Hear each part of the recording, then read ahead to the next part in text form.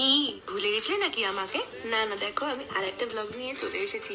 আসলে নিয়মিত পোস্ট করার অভ্যাসটা নেই বলে কিন্তু একটু দেরি হয়ে গেল।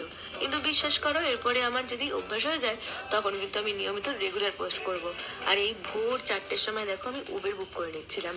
কোনো উবের বুক নিতেই চাইছিল না, বাট ফাইনালি যে বুক নিল, এখানে গাড়িতে ওঠার পরে আমি দেখছি যে ফাঁকা।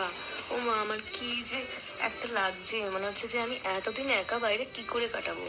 তাও তো আমাকে কাজটাতে যেতেই হবে। যাই হোক, এয়ারপোর্টে গিয়ে আমি ফিট চেক করে নিচ্ছিলাম। আর তারপরে এই পাগলগুলোর সাথে দেখা হলো। ওদের সাথে থাকলে না মনটা কিছুতেই খারাপ থাকতে দেয় না। ওরা এরকম ভাবেই আমাকে খুব হাসি খুশি রাখার চেষ্টা করে। যাই হোক, ফাইনালি এয়ারপোর্টের ভিতরে পৌঁছে যাই। আর এখানে তৃষা আমাকে দেখাচ্ছিল, ওই দেখো রকেট। যাই হোক, ভেতরে আমরা যখন এরোপ্লেনের ভেতরে উঠে যাই আর এই ভিউটা দেখি না, তখন মনটা খুব শান্তি লাগে। মনে হয় কোথায় চলে এসেছি।